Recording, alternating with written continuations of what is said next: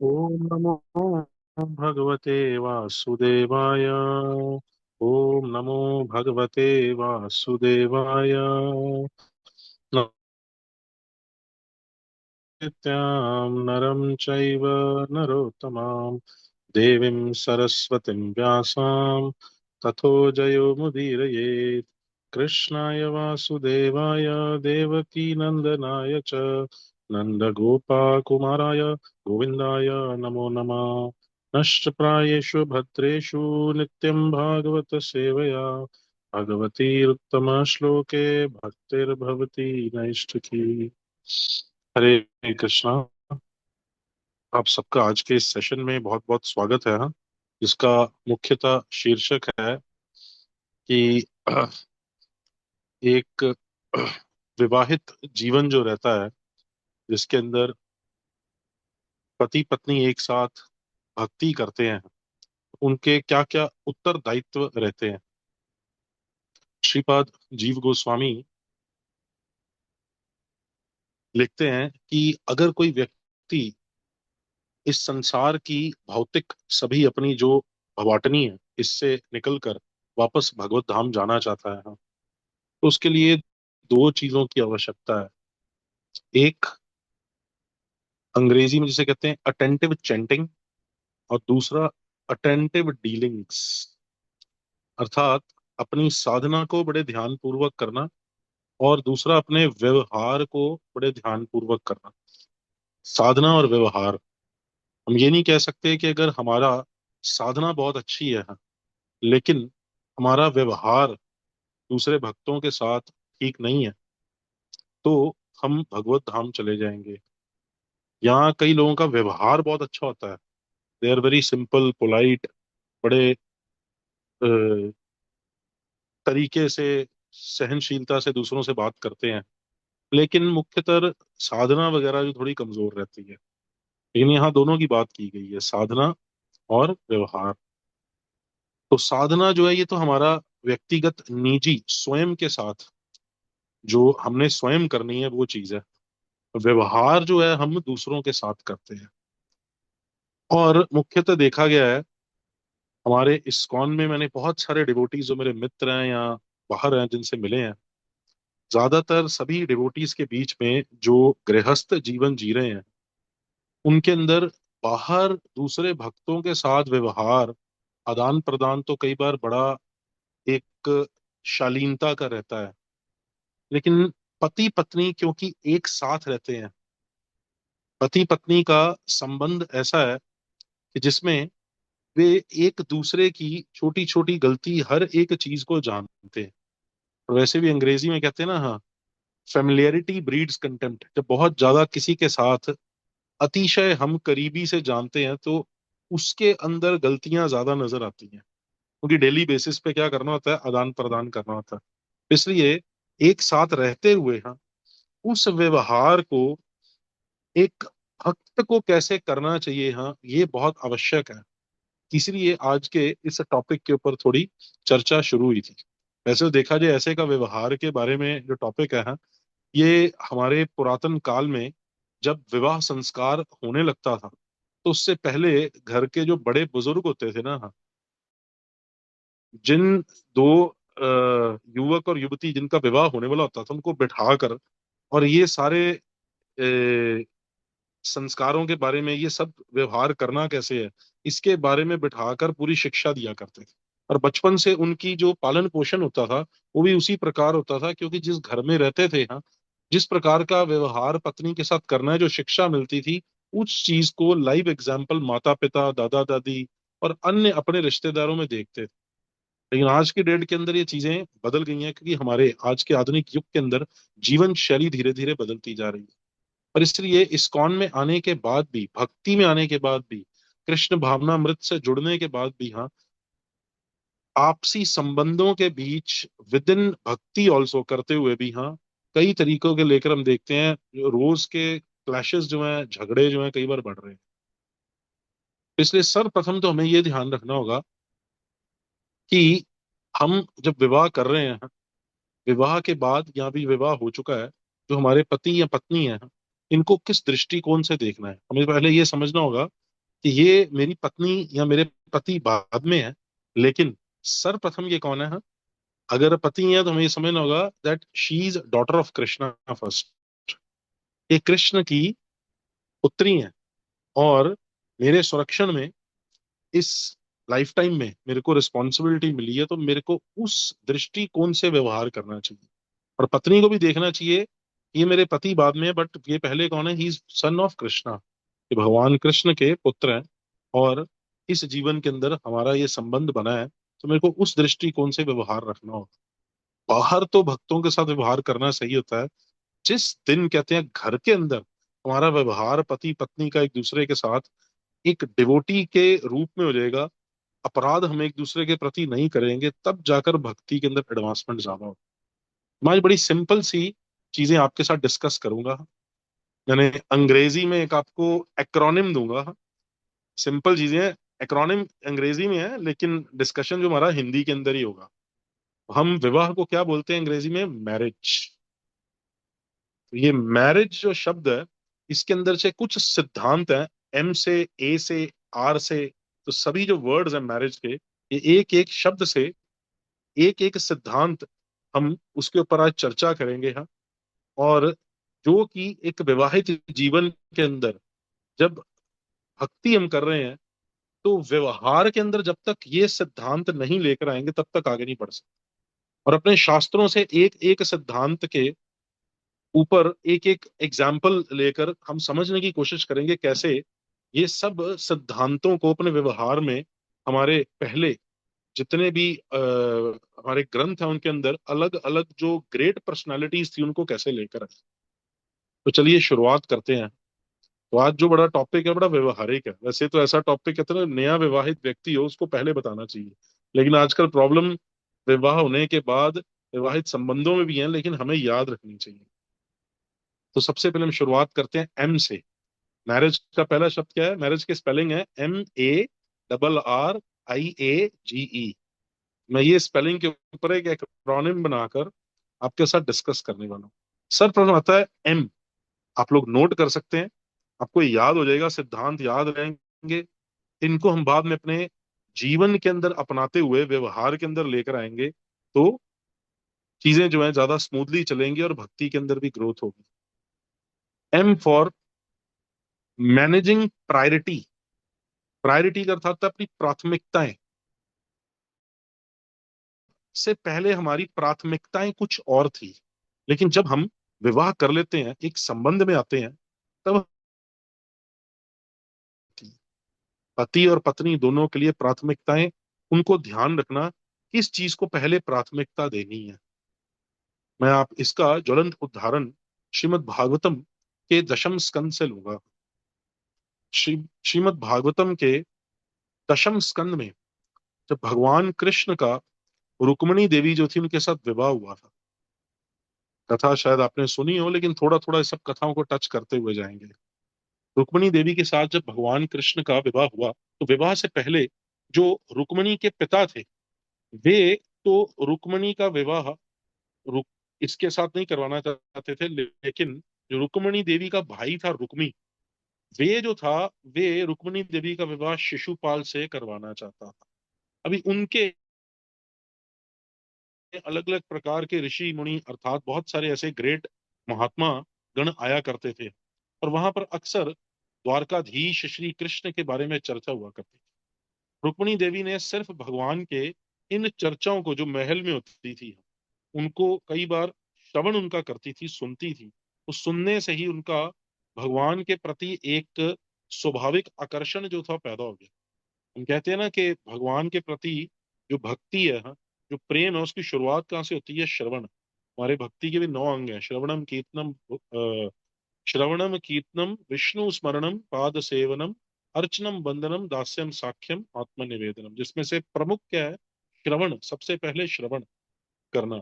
सिर्फ श्रवण मात्र से ही उनको भगवान के प्रति आकर्षण पैदा हो गया, और मन ही मन में वे चाहती थी कि मेरा विवाह जो है वे द्वारकाधीश जो है उनके साथ हो।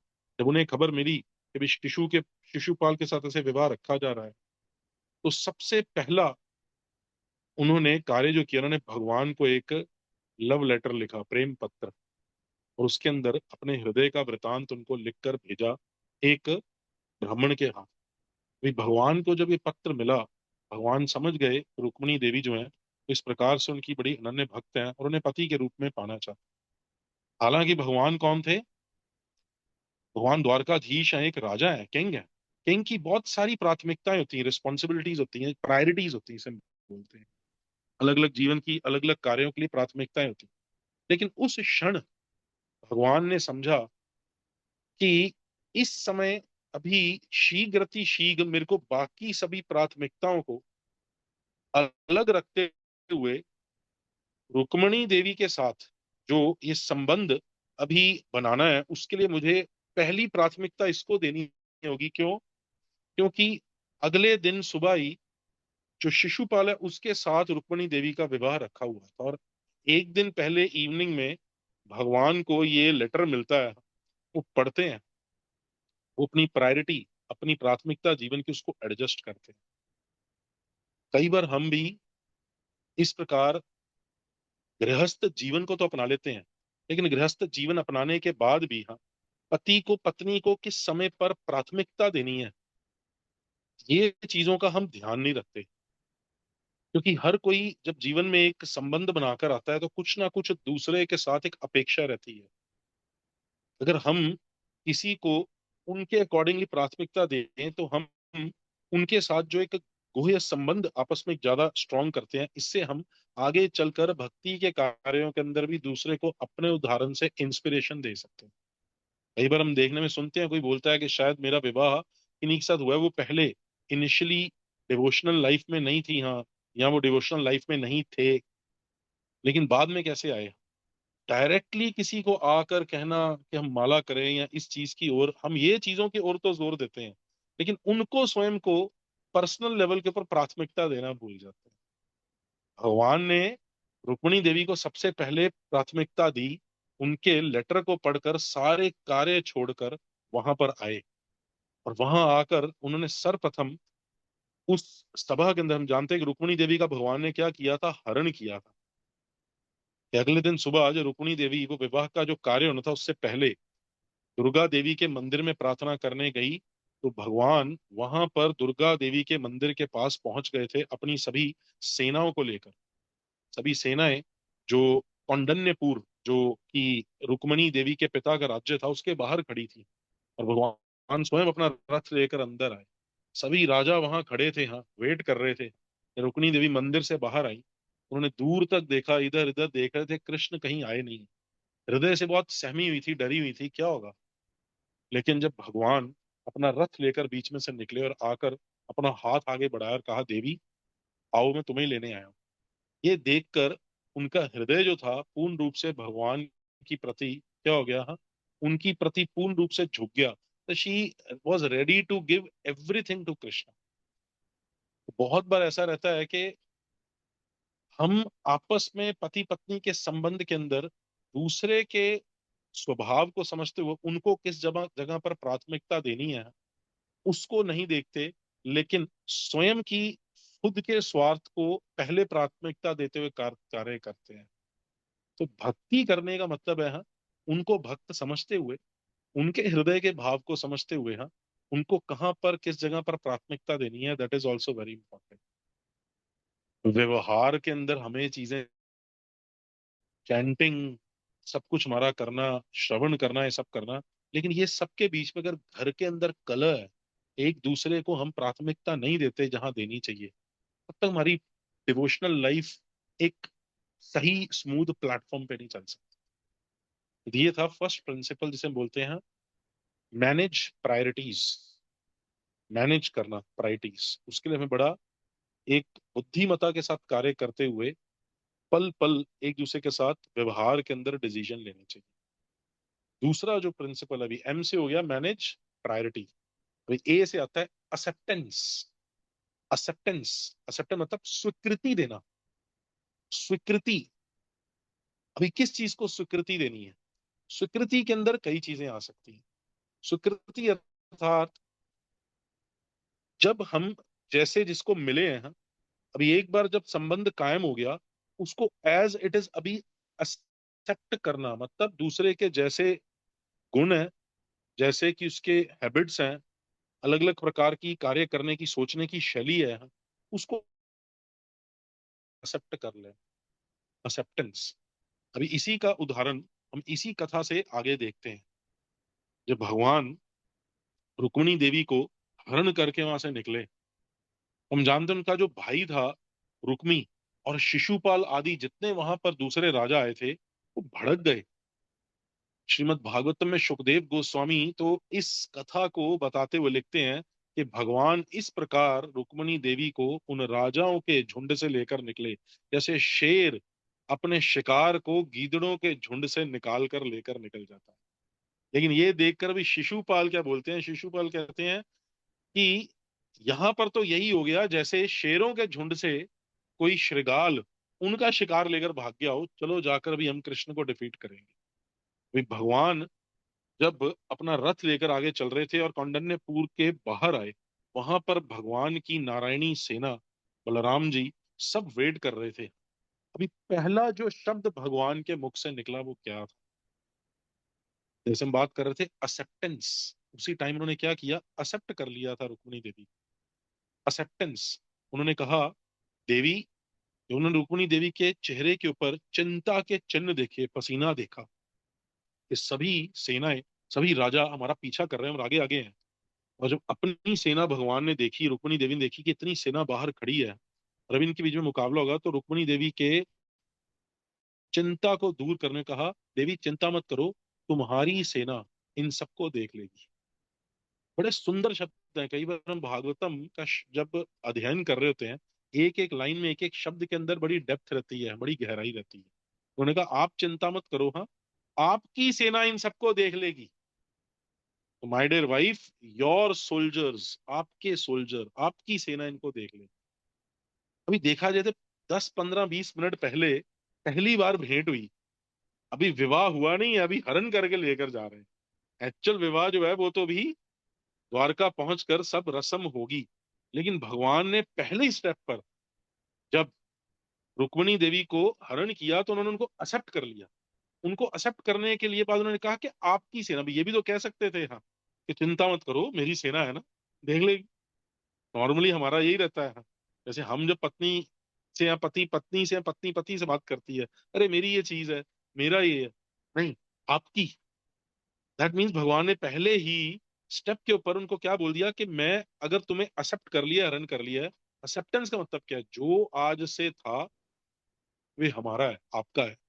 उन्होंने पहले ही स्टेप पर, मतलब ये शब्द सुनकर ही जो सामने से कहते हैं ना, पति पति के संबंध के अंदर सामने वाले को इतना आत्मविश्वास और अपने आप में एक कॉन्फिडेंस मिलता है कि यस, इन्होंने मुझे पूर्ण रूप से एक्सेप्ट कर लिया, आपकी सेना इनको देख लेगी। इन्हीं का द्वारका की सेना या मैं द्वारकाधीश हूं मेरी सेना, मतलब उन्होंने बता दिया ये शब्दों से कि मैं आपको अपनी द्वारका की रानी के रूप में स्वीकार कर चुका हूं। स्वीकृति देना। अभी ये स्वीकृति सिर्फ इस स्टेप पे नहीं आती, कई बार हमें एक दूसरे के जो डिसीजंस रहते हैं उनको देखकर भी अलग अलग समय के ऊपर एक्सेप्टेंस देनी चाहिए, उनके इस व्यवहार को, उनके हर चीज को स्वीकार करना चाहिए। तो ये दूसरा बड़ा इंपॉर्टेंट प्रिंसिपल है जिसे हम बोलते हैं acceptance. M for manage your priorities, A for acceptance. अभी तीसरे शब्द पे चलते हैं, वो है आर। आर से आता है रिस्पॉन्सिबिलिटी, उत्तरदायित्व लेना। उत्तरदायित्व लेना एक दूसरे का, सिर्फ लेकिन पूर्ण रूप से भी उत्तरदायित्व, रिस्पॉन्सिबिलिटी लेनी। हर एक स्तर पे जीवन के हर समय पर उत्तरदायित्व लेने के लिए तैयार रहें। इसका बड़ा ज्वलंत उदाहरण हम श्रीमद् भागवतम के दशम स्कंद के ही, जब भगवान के ही माता पिता वसुदेव और माता देवकी का विवाह हुआ, उससे हम देख सकते हैं। विवाह के बिल्कुल बाद हम जानते हैं जो कंस था, वे महाराज वासुदेव और देवकी उनकी जो बहन थी उनका सारथी बनकर उन्हें छोड़ने के लिए ससुराल देवकी के जा रहा था। और रास्ते में क्या हुई, आकाशवाणी। और आकाशवाणी ने क्या कहा, रे मूर्ख कंस, जिस देवकी को तू इस तरीके लेकर जा रहा है उसी का 8वां गर्भ तेरा काल होगा। तेरा काल होगा आठवां गर्भ। कंस ने जैसे ही सुना, आसुरिक वृत्ति का व्यक्ति था, पागल हो गया पूरी तरह से। आगे बढ़ा, देवकी जो थी मैया, उनके बाल पकड़ लिए, एक हाथ से तलवार निकाली और उनका गला काटने ही लगा था। उसी समय वसुदेव जी ने रोका। साम दाम दंड भेद हर प्रकार के तर्क वितर्क करके देवकी जो थी उनको बचाने का प्रयास किया। अंतो गत्वा, जब किसी तर्क से नहीं समझा तो अंत में उसको क्या वचन देते हैं कि तुम्हें मेरे पुत्र से खतरा है ना, मैं अपने सारे जो भी पुत्र होंगे वो आकर तुम्हें समर्पित कर दूंगा, देवकी जो है उनको छोड़ दो। तो देखा जाए जिस समय शादी हुई, आज के टाइम के अंदर हम देखते हैं, हाँ, इतना रिस्पॉन्सिबिलिटी लेना, और इस स्तर तक, अभी 10 मिनट, अभी शादी हुई है, मैरिज हुई है, विवाह हुआ है, अभी तो घर जा रहे हैं, और रास्ते के अंदर ऑन द वे ऐसा एक विभत्स स्थिति बनती है कि जब आपकी पत्नी जो है, उनको उसी का सगा भाई बालों से पकड़कर और गला काटने वाला है। आज के आधुनिक जगत में जो यंग जनरेशन ऐसी सीन देखेगी, हाँ, तो यंग जो जनरेशन वो देखकर पहले ये सोचेगा, "अरे यार, ये मुसीबत में मुझे क्या फंसना, अभी भी तो शादी हुई है, अभी यंग है एज, मैं कहीं कहीं और घर बसा लूंगा।" मेरी एक नेचुरल आजकल की सोच है यहाँ, कि मैं ये पंगे में फंसू, इनके तो फैमिली का मैटर बहुत खतरनाक है, इन्हीं का आठवां गर्भ अपने मामा का वध करने वाला है। और मामा ने भी कम नहीं की थी, एक एक करके हम जानते हैं भगवान को मारने के लिए रोज कोई ना कोई असुर भेजते थे। एक टॉय मामा रोज भेजा करते थे भांजे के लिए, और भांजे को पसंद नहीं आता था, तोड़ मरोड़ के उसको तोड़ कर फेंक देता था। टॉयज भी बड़े खतरनाक होते थे, हवा में उड़ने वाले, ऑटोमेटिक रूप बदलने वाले, आकार बदलने वाले। सबको तोड़ मड़ोड़ कर मामा को मैसेज भेजा था, चिंता मत कर, आपके भेजे टॉयज सारे तोड़े हैं, अंत में आपको भी तोड़ने के लिए आऊंगा।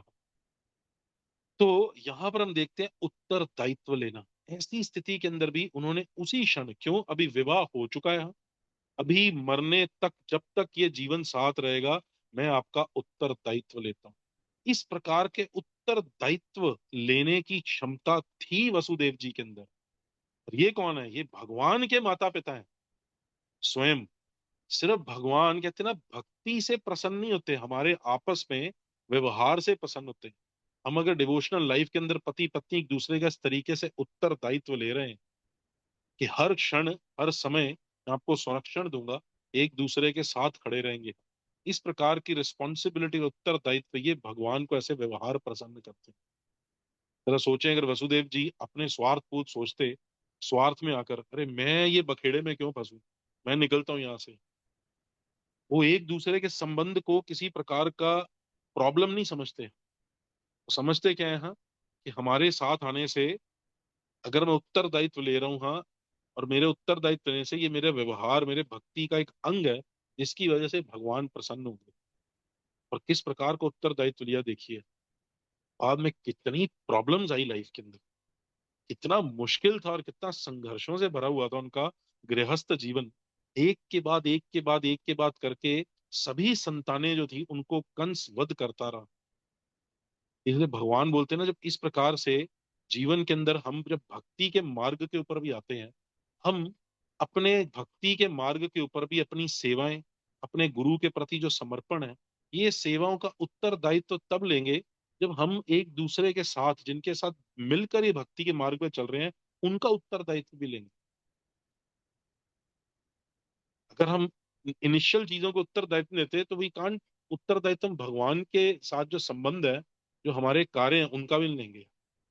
क्योंकि एज ए डिसाइपल ऑल्सो हमारे बहुत सारे उत्तरदायित्व बनते हैं। अगर हमारा एज ए डिसाइपल उत्तरदायित्व के अंदर हम दूसरी चीजों के उत्तरदायित्व भी पूरे करने होते हैं, सनातन धर्म के साथ साथ स्वधर्म की रक्षा करना भी बहुत आवश्यक है। तो ये तीसरा प्रिंसिपल है जिसे हम बोलते हैं रिस्पॉन्सिबिलिटी। MAR, अभी अगला आर आता है, उसका मतलब है रिस्पेक्ट। एक दूसरे को रिस्पेक्ट देना हर एक क्षण। रिस्पेक्ट सबसे ज्यादा तब दी जाती है जब हम एक दूसरे के जो डिसीजंस हैं उनको रिस्पेक्ट करते हैं, उनको हम रिस्पेक्ट करते हैं। चलिए अभी थोड़ा उदाहरण चेंज करते हैं, श्रीमद् भागवतम के 8वें स्कंद की ओर चलते हैं। 8वें स्कंद के अंदर श्रीमद् भागवतम के समुद्र मंथन की लीला आती है, और समुद्र मंथन के दौरान सबसे पहली जो विषय वस्तु समुद्र मंथन में निकली थी वो था हराहल विष। और हराहल विष जब निकला, सभी देवी देवता घबरा गए। और सभी किधर गए? हाँ, भगवान शिव के पास गए और जाकर शिव जी से बोले कि अभी हम बहुत बड़ी मुसीबत में फंस गए हैं। ये हराहल विष जो है, ये पूरे संसार को, पूरे विश्व को ग्रस्त करता जा रहा है। इससे कैसे कंट्रोल किया जाए? उस समय भी शिव जी डायरेक्टली नहीं करते हुए, जो घर में बैठे हैं, कोई बुलाने के लिए आता है, कोई व्यक्ति क्या करता है, उठता है, हाँ, चल पड़ता है। रिस्पेक्ट का मतलब है कि कोई भी जीवन के अंदर कार्य करने से पहले एक दूसरे को पूछना, रिस्पेक्ट देना। और अगर दूसरा व्यक्ति को डिसीजन लेना है तो उस डिसीजन को भी रिस्पेक्ट कर। अब यहां पर देखिए हुआ क्या, भागवतम में बड़ा सुंदर ये वृतांत आता है। जैसे ही सभी देवताओं ने आकर ऐसा कहा, तो भगवान शिव अपनी पत्नी की ओर देखे। और पत्नी की ओर जब देखे, मतलब देखकर एक दृष्टिकोण से उनसे पूछ रहे थे कि देवी, और उनसे कहा कि सृष्टि के ऊपर ये बहुत बड़ा संकट का समय आ गया। इन सबके कल्याण के लिए मेरे को इस सेवा के लिए जाना चाहिए। तो एक दृष्टिकोण से वो क्या मांग रहे थे? उनसे परमिशन मांग रहे थे। हालांकि शिव जी जो है, हाँ, उनको बोल सकते थे मैं जा रहा हूँ, लेकिन यहां से शिव जी स्वयं अप- हमको एक उदाहरण सिखाने के लिए, जो भवानी है उनसे एक परमिशन मांगते हैं कि मेरे को ये कार्य के लिए जाना चाहिए। और अभी ये नहीं, हाँ, कि वहां पर माता पार्वती बैठी थी तो वो देखकर बोलती ने आप क्यों जा रहे हो? कि नॉर्मली देखते हैं संसार के अंदर जो संबंध होते हैं, किसी जगह पर कोई बुलाने के लिए आए, कोई मित्र, कोई संबंधी, या कहीं आपकी सेवा भी हो, कोई भक्ति फोन करते हैं, फोन करके बोलते हैं प्रभु जी यहाँ सेवा है। वो कहते मैं सेवा के लिए जा रहा हूँ। पत्नी पीछे से बोल देती है आपको ही हमेशा सेवा के लिए को दे देते हैं। आपको ही क्यों बुलाया जाता है? कोई और नहीं है जो सेवा कर सकता है? ये सब इस्कॉन वाले, ये जो दूसरे भक्त हैं, ये आपको ही को याद करते हैं, कोई और नहीं कर सकता। तो यहाँ पर भी देखा जाए, देवी देवता कौन है? भगवान के सब भक्त हैं, और वो भी जो कार्य कर रहे थे भगवान की सेवा के लिए कर रहे थे। समुद्र मंथन चल रहा था, तो उस सेवा के अंदर भी कुछ प्रॉब्लम आई, और समझे प्रॉब्लम को सॉल्व कौन कर सकते हैं? शिव जी कर सकते हैं। गए तो शिव जी ने भी रिस्पेक्टफुली पूछा, और पार्वती देवी जो है हाथ जोड़कर नमन करती हैं कि हाँ आपको जाना चाहिए, क्योंकि वो जानती थी कि ये सेवा करने के लिए मेरे पति सक्षम है। और ये सेवा जो है ये डायरेक्टली इनडायरेक्टली भगवान से ही संबंधित है, क्योंकि सृष्टि के कल्याण के लिए, सृष्टि की जो भी एडमिनिस्ट्रेशन चल रहा है, उसमें देवी देवता जो है, सभी देवताओं का अलग अलग स्थान है। और इनको अपने को सशक्तिकरण करने के लिए अमृत प्राप्त करना है। अन्यथा जो आसुरिक शक्तियां इन पे हावी हो जाएंगी, और वो हावी होंगी तो पूरे संसार में अराजकता फैलेगी, जिसके लिए समुद्र मंथन किया जा रहा है।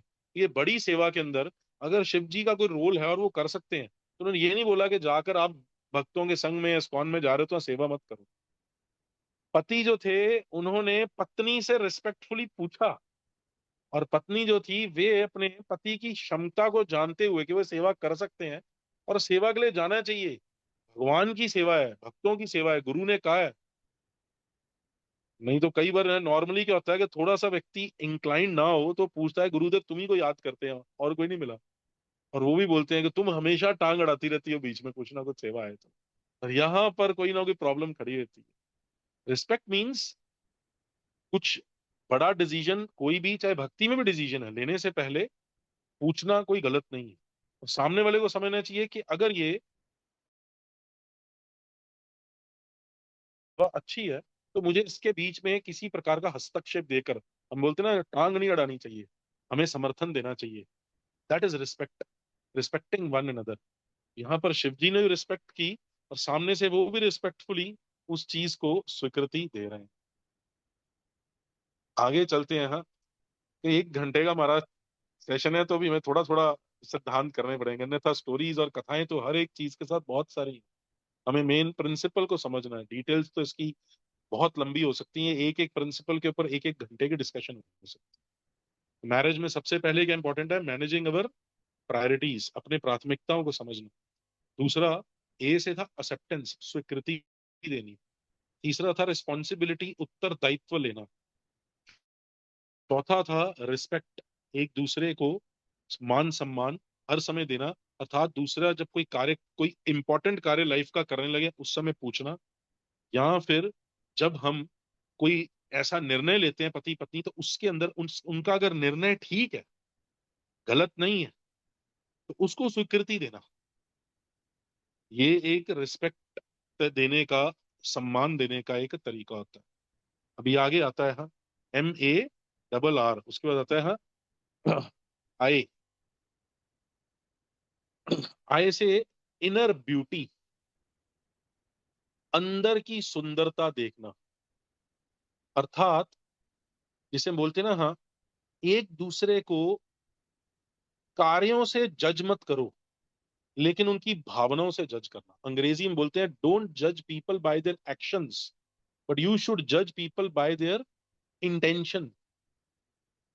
पति पत्नी एक दूसरे के कार्यों को उनके बाह्य कार्य से, बाह्य परिस्थिति से उसका मूल्यांकन मत करें, लेकिन उनके हृदय की भावना को समझने का प्रयास करें। मुझे किसी भक्त ने एक बड़ी सुंदर स्टोरी सुनाई थी, शायद आपने भी सुनी हो। वो बता रहे थे कि जब वे प्रीचिंग करने के लिए बाह्य देश, फॉरेन कंट्री जाते, वहां पर उनको एक हस्बैंड वाइफ मिले थे। अभी जो वाइफ थी वो इटली साइड यूरोप की थी, और पति जो थे वे यूनाइटेड स्टेट्स ऑफ अमेरिका के थे। वो बता रहे थे कि ये मेरे को सही तरीके से ट्रीट नहीं करती है, और इसलिए हमारा संबंध जो है, उसके में बड़ी कड़वाहट आ गई है। जो भक्त थे, उन्होंने उनसे बारे में जब बातचीत की, सुना, तो सुनने के बाद उन्होंने कहा कि किस तरीके आपको ट्रीट नहीं करते। कहते जब सुबह हमारे यहाँ पर नाश्ता बनता है, हमने बाहर के लोग सैंडविचेस खाते हैं, ब्रेड सैंडविच, तो ये ब्रेड सैंडविच के अंदर जो ब्रेड का कहते हैं ना ऊपरला और नीचे वाला भाग जो होता है, जिसे हम बोलते हैं ना ब्रेड के बीच में पीसेस रहते हैं, हाँ, मैं नॉर्थ इंडिया से हम इसको बोलते हैं छिलका बाह्य, वो फर्स्ट टॉप मोस्ट ब्रेड का पार्ट और लास्ट वाला। वो कहते हैं ये मेरे को सुबह सैंडविच में ये भाग जो है, इसका सैंडविच बनाकर दे देती है, मुख्य ब्रेड बीच में जो सॉफ्ट है उसका सैंडविच नहीं बनाती।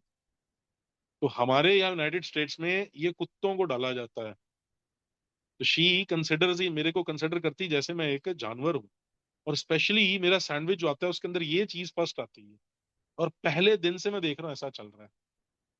तो इसलिए बड़ा इससे दुखी था, और इसको लेकर हमारे बीच में मनमुटाव बढ़ने शुरू हो गए। उन्होंने पत्नी जो थे उनसे अकेले पूछा कि माता जी आप ऐसा कर रहे हैं? कहते हमारे वहां पर इटली जहां पर हम हैं, जो घर के अंदर हमें सबसे प्रिय व्यक्ति होता है ना, बचपन से हम देखते आए थे हाँ, कि मॉर्निंग में जब हमारा ब्रेकफास्ट में सैंडविच बनता था, तो जो पूरे परिवार के अंदर जिसका बर्थडे रहता था या जिसका कोई स्पेशल डे है ना, उसको वो भाग सैंडविच में दिया जाता। हमारे वहां पर उसको बड़ा विशेष समझा जाता। जैसे समझते थे कि अच्छा आज किसका, आज इनका प्राकट्य दिवस है, बर्थडे है, ओके आज के सैंडविच में ये भाग इनको दिया जाएगा, बाकी लोग दूसरी ब्रेड खाएंगे। तो स्पेशल डे या कोई, जिस दिन कहते हैं ना किसी का कोई मंगलमय दिन है, कोई अच्छा कार्य करने जा रहा है, तो उसको सैंडविच का वो भाग दिया जाता। तो देखा जाए कार्य के अनुसार वो अलग अलग संस्कृति से आए थे, अलग अलग बैकग्राउंड से आए थे, लेकिन वो अलग अलग बैकग्राउंड, अलग अलग संस्कृति के आने के वजह से वे एक दूसरे के कार्यों से एक दूसरे को जज कर रहे थे, लेकिन हृदय में उनके जो ब्यूटी थी, इनर ब्यूटी, उस एक्शन को नहीं समझ रहे थे। तो इसलिए बहुत जरूरी है हाँ, कि हम एक दूसरे के साथ जो पारस्परिक संबंध है, ये ये प्रिंसिपल सिर्फ पति पत्नी में नहीं, ये सब डिवोटीज के बीच में भी हमको एक दूसरे का अनुसार देखना चाहिए। अन्यथा क्या होता है, वही मिसअंडरस्टैंडिंग्स बढ़ती चली जाएंगी हाँ, और बढ़ते बढ़ते बढ़ते बढ़ते हमारा भक्ति का जीवन भी खराब होगा, और साथ साथ हमारा जो नॉर्मल जीवन है वो भी खराब रहेगा। सबसे जरूरी क्या है, इसलिए हाँ, एक दूसरे के हृदय की इनर ब्यूटी, आंतरिक भावनाओं को समझने का प्रयास करना, सिर्फ और सिर्फ बाह्य रूप से जो उनके एक्शन है, जो कार्य हैं, उनको देखकर मूल्यांकन करते हुए दूसरे के प्रति एक अपना मापदंड नहीं बनाना। अगर इस तरीके चलते हैं हाँ, तो भक्ति के बीच में ये एक दूसरे के साथ जो उत्तरदायित्व हम निभा रहे हैं, ये बहुत अच्छे से चलेगा। तो हम कहाँ तक पहुंच गए? MARR, उसके बाद आई, आई के बाद फिर से ए आता है। पहले वाला ए क्या था? वो था एक्सेप्टेंस।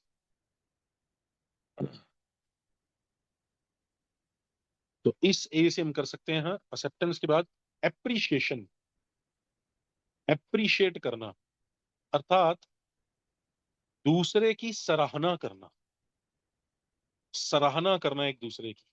जब कोई डिसीजन लेता है हस्बैंड वाइफ में से, तो उस बात को एप्रिशिएट करना, इन्होंने ऐसा डिसीजन लिया है, ऐसा कार्य किया है तो इस चीज के लिए, छोटी छोटी अच्छी बातों के लिए, अच्छे कार्यों के लिए एप्रिशिएट करना। बहुत बार क्या होता है, हम सोचते हैं कि बड़ी बड़ी बड़ी बड़ी चीजें होंगी कुछ, तो मैं इन चीज की सराहना करूंगा। सिंपल सिंपल चीजों को हम भूल जाते हैं, बहुत सिंपल चीजों को। सिंपल, जैसे कोई कुकिंग करके वाइफ आती है, जस्ट अप्रिशिएट करना है अच्छा बना। पति अगर कोई छोटी सी सेवा करते हैं, कुकिंग के टाइम पर एक दूसरे की हेल्प कर देते हैं, उसको अप्रिशिएट करना। जो हम एक दूसरे के कार्यों की, छोटी छोटी बातों की दिन के अंदर सराहना करेंगे, तो सराहना करने से होता क्या है, अप्रिशिएट करने से दूसरे व्यक्ति के हृदय के अंदर, जो अप्रिशिएट करने से हमारा, अभी तो मैं अगर किसी को एक बार अप्रिशिएट करता हूँ, वो हृदय से मुझे क्या करेगा, कृतज्ञता व्यक्त करेगा कि आप मेरे को मतलब सराहना कर रहे हैं। वो कृतज्ञता का बैंक बैलेंस जो है ना, वो बढ़ता चला जाता है अप्रिशिएट करते हुए। प्रॉब्लम ये रहती है कि हम लोग डिपॉजिट रिश्तों में कम करते हैं, लेकिन निकालने की कोशिश ज्यादा करते हैं। तो ये डिपॉजिट क्या है, छोटी छोटी चीजों के लिए अप्रिशिएट करते जाओ ना, ये संबंध के बीच में हम बहुत ज्यादा डिपॉजिट डालते जाएंगे। और जितना डिपॉजिट डाला होगा, और कभी वो डिपॉजिट में से निकालने की आवश्यकता पड़ेगी, तो वहां पर इनसफिशिएंट बैलेंस लिखा हुआ नहीं आएगा आपके अकाउंट में। इसलिए संबंधों के अंदर भी छोटी छोटी चीजों से अप्रिशिएट करते हैं कि हम हमारे संबंध के बैंक बैलेंस के अंदर रोज कुछ ना कुछ थोड़ा थोड़ा थोड़ा थोड़ा डालते रहते हैं। दिन के अंदर 50 100 बार छोटी छोटी चीजें होती हैं, जिनसे हम देख सकते हैं कि दूसरे को हम सराहना करें। हम मुख्य रूप से सोचते हैं, अरे बाहर से नहीं, मैं हृदय से अप्रिशिएट कर रहा था, पर मैं मुंह से कभी कुछ बोला नहीं। लेकिन बाह्य रूप से अप्रिशिएट करना, बोलना भी बड़ा आवश्यक रहता है। इससे दूसरे को प्रेरणा मिलती है, अप्रिशिएशन से दूसरे के मन के अंदर कृतज्ञता की भावना बढ़ती है, उसको और सेवा करने की जो वृत्ति है उसकी और ज्यादा आगे बढ़ती है। हम देख सकते हैं भगवान भी छोटी छोटी चीजों के लिए अपने भक्तों को क्रेडिट देने के लिए किस प्रकार से अप्रिशिएट करते हैं। और इतना जब अप्रिशिएट किया होता है छोटी छोटी चीजों के लिए, तब जब बाद में कुछ निकाला जाता है ना किसी समय के ऊपर, अगर किसी तरीके से कोई व्यक्ति के साथ वैसा व्यवहार नहीं भी हो पाए, तो प्रॉब्लम नहीं लाइफ में आती। आपको एक छोटा सा उदाहरण देता हूँ इसका।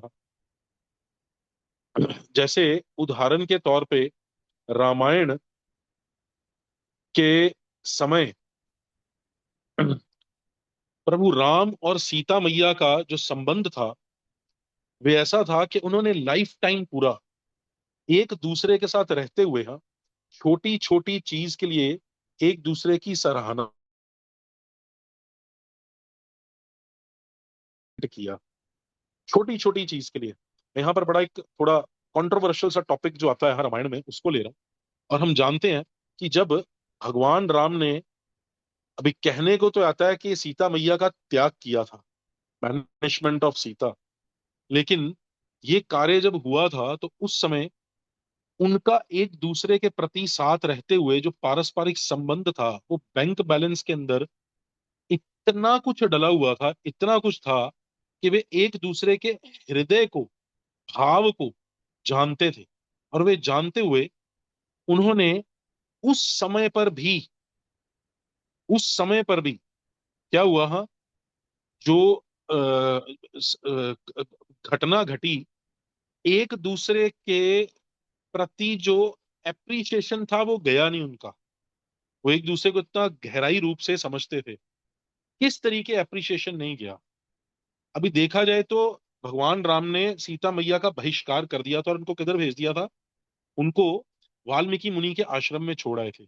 वहीं पर, और उसमें गर्भवती थी, और गर्भवती अवस्था के अंदर इस प्रकार का जब संबंध के बीच में कुछ स्खलन होता है, तो अगर नॉर्मल हम संसार के अंदर देखें, पति पत्नी का जब रिश्ता किसी का टूटता है, स्खलन होता है, और बाद में संतान जो होती है, चाहे वो पिता की ओर जाए या पत्नी की ओर जाए, तो उस संबंध के अंदर जिसकी ओर भी जाए, बड़े होकर संतान के पूरे कहते हैं ना मानसिकता के अंदर दूसरे जो व्यक्ति होते हैं, अगर पत्नी की ओर जाए तो अपने पिता के प्रति जो संतान होती है उनके मन के अंदर बहुत कड़वाहट होती है, क्योंकि माता क्या करती है, वो सारी कड़वाहट बच्चों के मन के अंदर भरती है कि तुम्हारे पिता ने ठीक नहीं किया। और अगर पिता की ओर जाए तो वो मदर की प्रति कड़वाहट भरेगा। This is like material world relationship. लेकिन एक दूसरे के साथ इतना अप्रिसिएशन था लाइफ के अंदर कि वे समझते थे कि ये एक दूसरे का डिसीजन जो है, ये क्यों भगवान राम ने ऐसा डिसीजन लिया, उसको अप्रिशिएट किया। क्यों? क्योंकि सीता मैया जानती थी कि भगवान राम राजा पहले हैं, और धार्मिक सिद्धांतों के अनुसार राजा का धर्म एक पति के धर्म के ऊपर होता है। इसलिए बोलते हैं लीडरशिप करना बड़ा आसान है, लेकिन leadership comes at a very personal cost. Leadership जो है ना, जो हम एक लीडर बनते हैं, राजा बनते हैं किसी का, या फिर हम स्वामित्व करते हैं, वो चीज कई बार हमें बड़े व्यक्तिगत रूप पे अपनी कीमत चुकानी पड़ती है उसकी।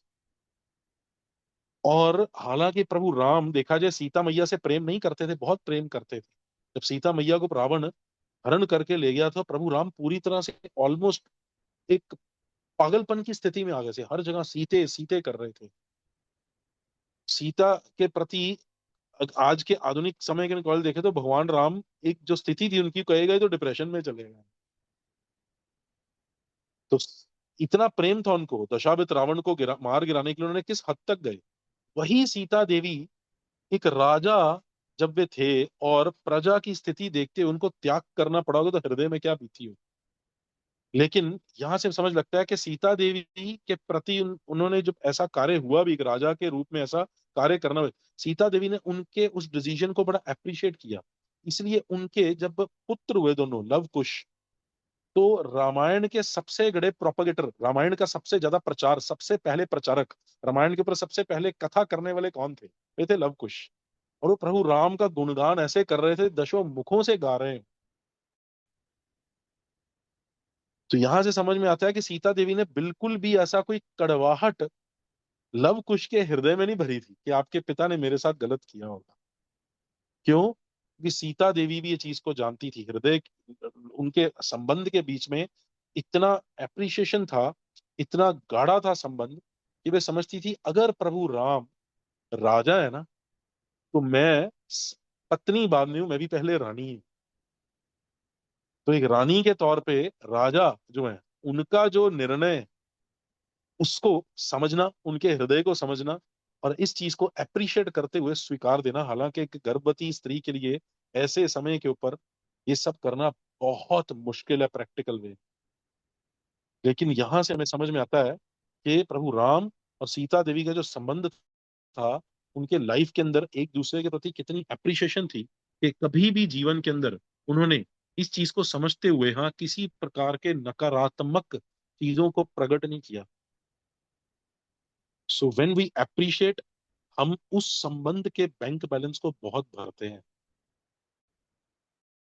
और लाइफ के अंदर कई जगहों पर जब इस प्रकार की ऐसी स्थिति आती है धर्म संकट की, जब समझ में नहीं आता कि किस तरफ जाना चाहिए, तो तब जब जीवन के अंदर संबंधों को इतना अप्रिशिएट किया होगा एक दूसरे को समझते हुए, तब जाकर वे सहन करने की और ये स्थितियों से गुजरने के बाद भी एक दूसरे के प्रति जो सराहना का भाव है, अप्रिशिएशन का, वो बना रहे।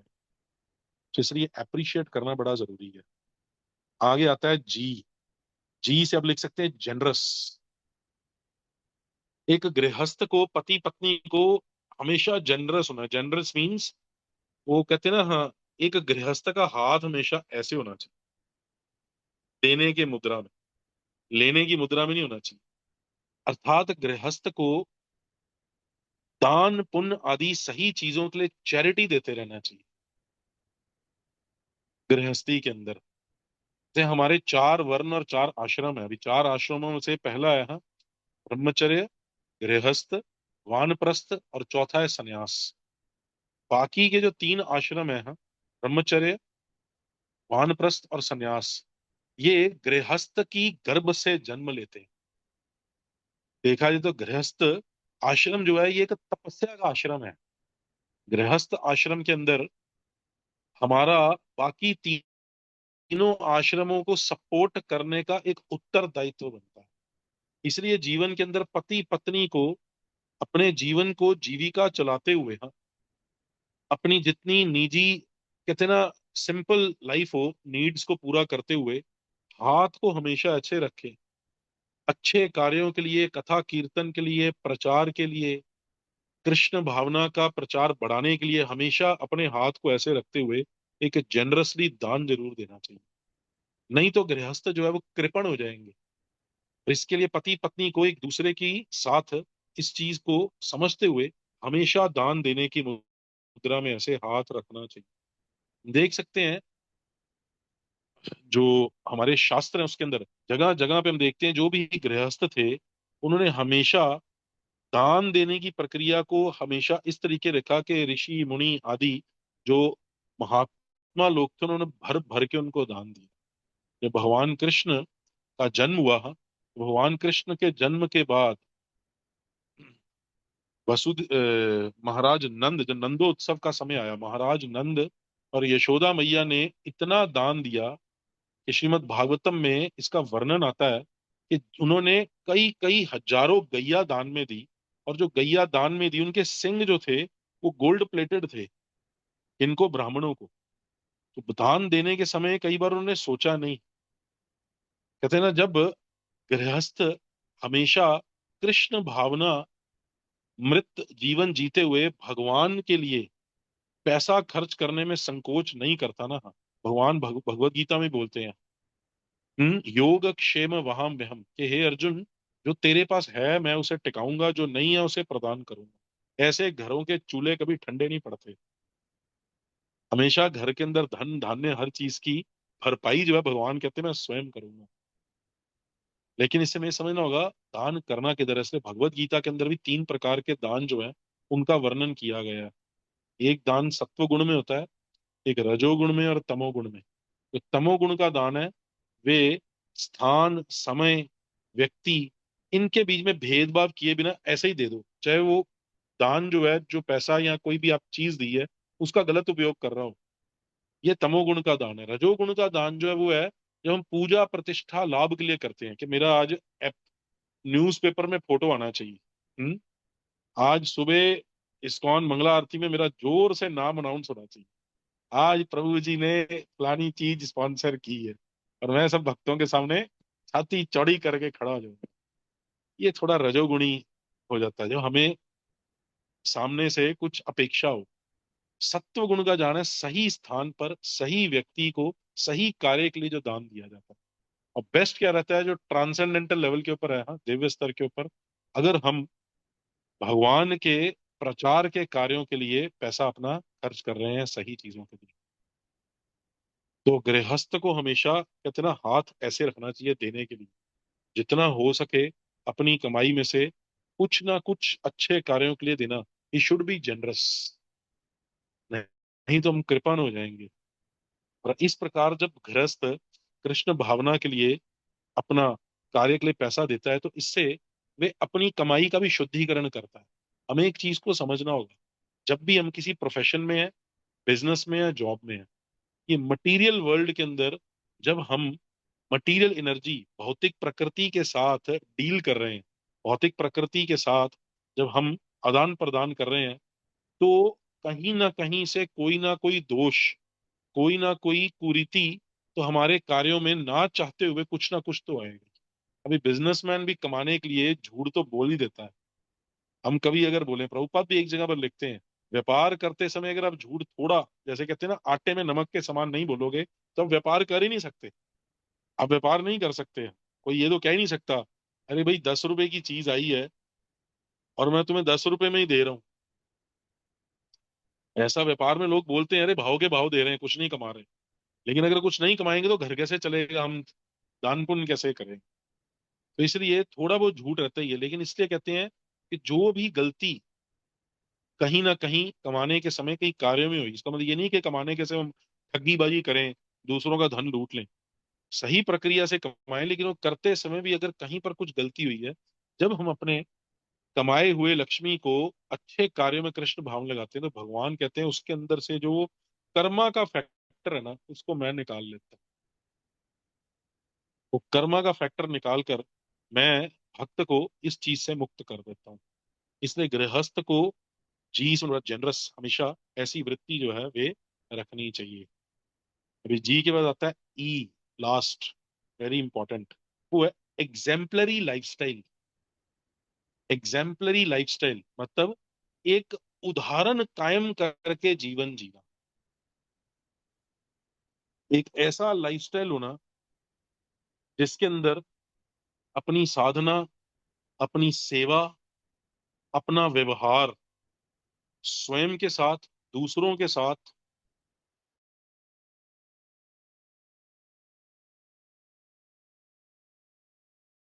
आदर्श स्थापित करें। एक आदर्श स्थापित करें। श्री प्रभुपाद हमेशा कहते थे कि हम सबको जीवन के अंदर, प्रभुपाद कहते थे, my devotees are perfect, perfect gentleman and perfect ladies. मेरे जो भक्त हैं वो परफेक्ट जेंटलमैन और परफेक्ट लेडीज हैं। चैतन्य महाप्रभु भी चैतन्य चरितमृत में एक श्लोक में बोलते हैं, हमारे आज्ञा है, मेरी आज्ञा से गुरु बनो आप। अर्थात ये नहीं कि हमें स्पेशली कोई गुरु बन के दीक्षा ही देनी है। गुरु बनने का मतलब है, हाँ, कि अपने उदाहरण के साथ अपने जीवन शैली को ऐसी रखो कि आप दूसरों के लिए आदर्श बनो, कि आपको देखकर दूसरों को प्रेरणा मिले कि हाँ, ये व्यक्ति जो सोसाइटी में या फिर इस संसार में रह रहे हैं, या हमारी कांग्रीगेशन या भक्तों के संग में है, इनके जीवन के अंदर, इनके व्यवहार से, इनके बाकी सभी कार्यों से दूसरों को प्रेरणा मिले कि वे भी कृष्ण भक्ति को अपने जीवन के अंदर ले सके। उसके लिए एक एग्जाम्पलरी लाइफस्टाइल जीना। और एग्जाम्पलरी लाइफस्टाइल के लिए क्या करना है? जो हमें हमारे वरिष्ठ भक्तों ने, श्री प्रभुपाद ने, हमारी गुरु परंपरा ने एक जीवन की शैली दी है, हाँ, उसको मैं कहूंगा बड़ी कट्टरता के साथ अपनाना। प्रभुपाद भगवत गीता के 6 अध्याय के अंदर लिखते हैं, only a rigid practitioner will achieve success. जो व्यक्ति बड़ी कट्टरता के साथ आध्यात्मिक जीवन के अंदर अपने भक्ति के कार्य जो है उनका जब पालन करेगा, उसको ही सिर्फ और सिर्फ सक्सेस, पूर्णता जीवन की प्राप्त होगी। किसके लिए करना है? स्वयं के शुद्धिकरण के लिए, और दूसरों के लिए एक उदाहरण बनने के लिए, दूसरों को सिखाने के लिए। खुद के लिए शुद्धिकरण के लिए और दूसरों को सिखाने के लिए। और जब व्यक्ति इस प्रकार से एक उदाहरण का जीवन जीते हुए जीवन जीता है, और दूसरों को कृष्ण भावना में अपने उदाहरण से, अपनी ओर खींचता है, भगवान कहते हैं इससे बढ़िया सेवक मुझे कोई नहीं लगता। कहते हैं लेक्चर जब खत्म होता है ना, प्रीचिंग तब स्टार्ट होती है। लेक्चर जब खत्म होता है तब प्रीचिंग स्टार्ट होती है, क्योंकि लेक्चर के बाद जब भक्त लोग आपस में ऐसा व्यवहार रखेंगे, पति पत्नी का अपना व्यवहार उच्च सिद्धांतों पे होगा, एक बड़ा वो आदर्श का जीवन जी रहे होंगे, उनको देखकर प्रचार होगा। पता लगे कि पति पत्नी यहाँ पर तो आकर सबके सामने नो कथा करके गए, लेकिन अकेले में आपस में उनके पारिवारिक संबंध ठीक नहीं है, यहाँ फिर एक दूसरे का व्यवहार ठीक नहीं है, एक एग्जाम्पलरी लाइफस्टाइल नहीं जी रहे। इस चीज का दूसरों के ऊपर गलत असर पड़ता है। एग्जाम्पलरी लाइफस्टाइल, उदाहरण कायम करने के लिए एक जीवन जीना, ये कुछ सिद्धांत थे जो हमारे पारिवारिक, हमारे जो एक गृहस्थ जीवन है उसके अंदर हमें बड़े ध्यान पूर्वक अपनाकर करने चाहिए। बहुत सारी और चीजें जिस पर डिस्कशन हो सकती है, क्योंकि 1 घंटे का सेशन है, तो इसके अंदर ये कुछ प्रिंसिपल हैं, और ये एक्रोनिम से मैं सोचा था कि इससे सबको लर्न हो जाएंगे, इससे लर्न हो जाएंगे, याद हो जाएंगे। तो इसमें क्या आता है? M for manage priority. अपने जीवन के अंदर अपनी जो प्राथमिकताएं हैं उनको मैनेज करना, कि किस समय पर मुझे एक दूसरे को समय देना है, कब दूसरे को प्राथमिकता देनी है। ए फॉर एक्सेप्टेंस, स्वीकृति देना। आर फॉर रिस्पॉन्सिबिलिटी, उत्तरदायित्व लेना। फिर अगला जो आ रहा है रिस्पेक्ट, एक दूसरे को सम्मान देना। सम्मान की बात है आए एक दूसरे की inner beauty. Inner beauty means दूसरे के कार्यों से नहीं, लेकिन उनकी हृदय की जो महत्वाकांक्षा है, उनकी जो इंटेंशन है, उससे उनके व्यवहार का उनका मूल्यांकन करना। और अगले ए से आता है, हाँ, अप्रिशिएट करना, एक दूसरे की सराहना करना।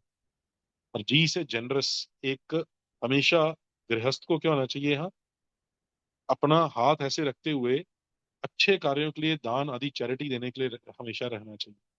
और अंतोगत्वा एग्जाम्पलरी लाइफस्टाइल, अर्थात एक उदाहरण, आदर्श का जीवन जीना। ये भक्ति के अंदर व्यवहार बहुत इंपॉर्टेंट है। इसलिए जीव गोस्वामी जो कहते थे, उन्होंने कहा था, हमें लाइफ के अंदर ये दो चीजें ध्यान से चलनी होगी। एक तो अपनी साधना, गृहस्थों को अपनी करनी, अपने घर के अंदर अपनी अर्च विग्रह की, गुरु महाराज की सेवा करना। हम्म मंदिर के रिलेटेड जो भी सेवाएं हैं, कॉन्ग्रीगेशन के प्रति जो सेवाएं हमारी हैं, वो सबको करना। लेकिन ये सब करते हुए, हाँ, अपना व्यवहार आपस में जब ठीक रखेंगे, हाँ, तो हम ये चीजों को ज्यादा स्मूथली कर सकेंगे, लंबे समय तक कर सकेंगे। हमारा शुद्धिकरण की प्रक्रिया जो है वो तेज होगी। क्योंकि हम भक्ति लेने के बाद सोचते हैं कि शायद मैं भी चैंटिंग कर रहा हूँ या कुछ कर रहा हूँ ना, तो मैं जीवन के अंदर सब कुछ कर रहा हूँ, लेकिन अपने व्यवहार, एक दूसरे के प्रति जो हमारा इतना सहिष्णुता है, हाँ, जो एक दूसरे के प्रति व्यवहार है, वो कई बार ठीक नहीं रहता।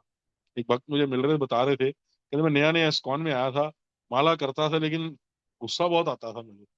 तो पत्नी जो थी वो अभी आई नहीं थी। एक दिन उन्होंने मुझे कह ही दिया, जितना जप रहे हो उतना ही तप रहे हो, बेटर छोड़ दो इसको। जितना जप रहे हो आजकल उतना ही तप रहे हो। तो ये चीज एक सही कहते हैं ना, सामने वाले के व्यक्ति के ऊपर एक हमारी अच्छी छाप नहीं छोड़ता है। तो आई होप ये प्रिंसिपल्स आज के आपको लर्न हो गए होंगे। हाँ, प्रयास करेंगे हम जीवन के अंदर इनको उतारने का प्रयास करें। हाँ, ऐसी चीजें हम सुनते हैं तो ये समय होता है आत्मचिंतन करने का, इंट्रोस्पेक्शन, कि हम किस जगह किस तरफ जा रहे हैं जीवन में। क्या हमारे पारिवारिक पहले जो संबंध है ये ठीक है? बड़ा बड़ा तो हम सोचते हैं भक्ति में बहुत आगे जाना है, चैंटिंग बढ़ानी है, सेवा बढ़ानी है, मेरे को ये सेवाएं लेनी है, करना है। लेकिन पारिवारिक स्तर के ऊपर अगर कलह चल रहे होंगे और हम बाहरी रूप से जाएंगे, हाँ, तो जीवन इतना आसान नहीं चलेगा। तो these things are very necessary. कितना पहले बेसिक्स ये सब चीजें ठीक करें, यही व्यवहार फिर बाहर जाकर हमारा क्या होता है, हाँ, बाहर लोगों के साथ, भक्तों के साथ भी व्यवहार तब ठीक होगा जब घर पे ठीक हो। मुझे आज तक याद है, मेरे को एक भक्त ने पूछा था कि प्रभु जी, आ, सबसे बेस्ट आप क्या सोचते हो, हाँ, कि भक्ति के अंदर आपकी सबसे ज्यादा उन्नति कब होगी? मैंने उसे ये उत्तर दिया था कि जिस दिन मेरी पत्नी मेरे साथ व्यवहार करते हुए मेरे को अप्रिशिएट करेगी ना, कि आप अभी बड़े अच्छे से व्यवहार करने लग गए हो, मैं समझूंगा भक्ति के अंदर आगे बढ़ रहा हूँ, मैं कांग्रीगेशन में भी सही चल रहा हूँ। ये थिंग्स हमने इसलिए आज डिस्कस की हैं because with in ISKCON also, और वैसे भी नॉर्मल लोग भक्ति में तो आ गए हैं, लेकिन फिर भी कई साल भक्ति करने के बाद भी ना चेहरे लटके हुए हैं, मुरझाए हुए हैं। और वो सोच रहे हैं आने के बाद भी, शायद मैं खुश हूँ, क्या मैं हैप्पी हूँ? क्या हम ऐसा व्यवहार परिवार में रखते हैं कि जहां पर पति पत्नी बच्चे हफ्ते में 2-3 बैठकर 1-1.5 घंटा हम कभी डिस्कशन करते हैं कि कैसा चल रहा है आपका आध्यात्मिक जीवन, एक दूसरे की प्रॉब्लम्स क्या है, क्या उनको सुनने का हमारे अंदर क्षमता है, और उस चीज को सुनकर एक दूसरे को समझने का प्रयास करते हैं? क्या पति पत्नी एक साथ बैठकर भागवतम या भगवत गीता पढ़ते हैं? क्या एक साथ बैठकर जब हम कथा सुनकर वापस आते हैं अपने प्रोग्राम से, तो उसके ऊपर डिस्कशन करते हैं कि आज ये पॉइंट बहुत अच्छा लगा, कल से हम भी इसको जीवन में उतारने का प्रयास करेंगे? ये डिस्कशन, ये सब चीजें बाद में तब आएंगी जब आपस में संबंध ठीक होंगे। पहले इसलिए बेसिक्स ठीक करना। सो दैट्स वाई ये सिद्धांत जो है, इनको जीवन में उतारना और इन पे चलना बड़ा आवश्यक है। मैं आशा करता हूँ कि आपको आज का जो ये एक्रोनिम में लर्न हो गया होगा, और ये सिद्धांतों को समझते हुए हम इनको अपने जीवन में उतारने का प्रयास करेंगे। और रोज प्रार्थना करेंगे कि हम एक दूसरे को पति पत्नी के रूप में देखते हुए साथ साथ कृष्ण के पुत्र और कृष्ण की पुत्री के रूप में देखें, और उस तरीके से पति पत्नी के संबंध में एक व्यवहार करें। बहुत बहुत धन्यवाद। अगर किसी को कोई प्रश्न या कोई आप अपना कमेंट देना चाहते हैं कुछ, तो आप हैंड रेज कर सकते हैं, पूछ सकते हैं।